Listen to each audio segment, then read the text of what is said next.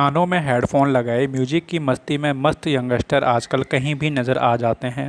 लेकिन लंबे समय तक ऐसा करना कानों के लिए काफ़ी नुकसानदायक हो सकता है। इतना नुकसान कि धीरे धीरे इससे सुनने की क्षमता में कमी आ जाती है। आईपॉड या MP3 प्लेयर को हेडफोन या ईयरबड्स की मदद से ज़रूरत से ज़्यादा आवाज़ पर और लगातार लंबे वक्त तक सुनना कानों के सुनने की क्षमता को प्रभावित कर सकता है। आजकल हियरिंग लॉस की यह सबसे बड़ी और महत्वपूर्ण वजह है। मेट्रो में म्यूजिक सुनने वाले यंगस्टर को मेट्रो के शोर के चलते आमतौर पर आवाज़ ज़्यादा तेज़ रखनी पड़ती है। म्यूजिक सुनते वक्त हमारे कानों को होने वाला नुकसान इस बात पर भी निर्भर करता है कि हम कितनी तेज़ आवाज़ में म्यूजिक सुन रहे हैं। इस बात पर भी निर्भर करता है कि हम कितनी देर तक ऐसा कर रहे हैं। म्यूजिक सुनते वक्त वॉल्यूम हमेशा मीडियम या लो लेवल पर ही रखें, लेकिन कई बार बाहर के शोर के चलते आवाज़ तेज़ करनी पड़ती है। तेज़ आवाज़ में सुनने से कानों का नुकसान हो सकता है, इसलिए शोरगुल वाली जगहों के लिए शोर को ख़त्म करने वाले ईयरफोन का इस्तेमाल कर सकते हैं, लेकिन आवाज़ कम ही रखें। हालांकि ऐसे हेडफोन या ईयरफोन्स थोड़े महंगे हो सकते हैं।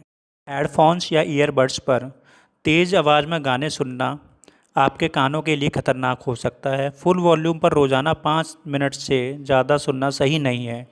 अगर 10 से 50% तक वॉल्यूम पर सुन रहे हैं तो सुनने में कोई लिमिट नहीं है, इसे आप कितनी भी देर सुन सकते हैं। म्यूजिक सुनने के लिए ईयरबड्स की बजाय हमेशा हेडफोन का इस्तेमाल करें।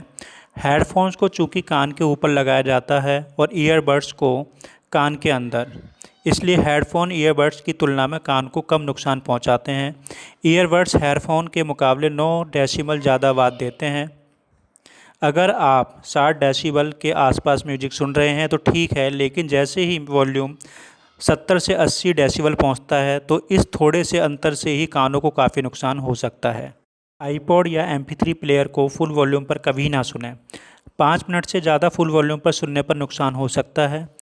इसके अलावा ऐसे लोग जो काफ़ी शोरगुल वाली जगह पर रहते हैं, उनकी हेयर सेल्स भी डैमेज हो सकती है।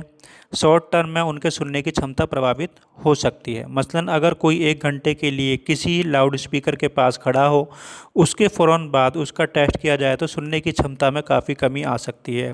लेकिन यही चीज़ वह लगातार करता रहे, यानी रोज़ाना 1 घंटे लाउड स्पीकर सुनता रहे, तो उसकी सुनने की क्षमता हमेशा के लिए जा सकती है। इसी तरह जिन लोगों का काम ही ऐसा है जिन्हें 7 से 8 घंटे तक फ़ोन पर बात करनी पड़ती है, उन्हें भी कानों का रिस्क हो सकता है। इसमें आमतौर पर कॉल सेंटर आदि में काम करने वाले लोग आते हैं। ऐसे लोगों को रेगुलर चेकअप कराते रहना चाहिए। फैक्ट्री की आवाज़ या जनरेटर की आवाज़ भी कानों के लिए नुकसानदायक हो सकती है। कितनी आवाज़ कितनी देर तक सुनना ठीक है, इसके लिए 60/60 नियम फॉलो कर सकते हैं। इसमें MP3 प्लेयर को 60 मिनट के लिए उसके मैक्सिमम वॉल्यूम के 60% पर सुनें और फिर ब्रेक ले लें। ब्रेक लेने से कानों को आराम मिल जाता है और कानों को नुकसान कम होता है। सुनने की क्षमता में कमी आने के शुरुआती लक्षण बहुत साफ नहीं होते, लेकिन यहाँ ध्यान देने की बात यह है कि सुनने की क्षमता में आई कमी वक्त के साथ धीरे धीरे और कम होती चली जाती है। ऐसे में जितना जल्दी हो सके इसका इलाज करा लेना ठीक है। अगर आपको सामान्य बातचीत सुनने में दिक्कत हो, खासकर उस जगह जहां बैकग्राउंड में शोर है, या फिर बातचीत में बार बार लोगों से पूछना पड़े कि उन्होंने क्या कहा, या फिर फ़ोन पर सुनने में दिक्कत हो, या फिर बाकी लोगों के मुकाबले ज़्यादा तेज़ आवाज़ में टीवी या म्यूजिक सुनना पड़े, या फिर नेचुरल आवाज़ों को ना सुन पाना, मसलन बारिश की बूंदें और पक्षियों की चहचहाने की आवाज़ आदि, तो आपको तुरंत डॉक्टर से मिल लेना चाहिए।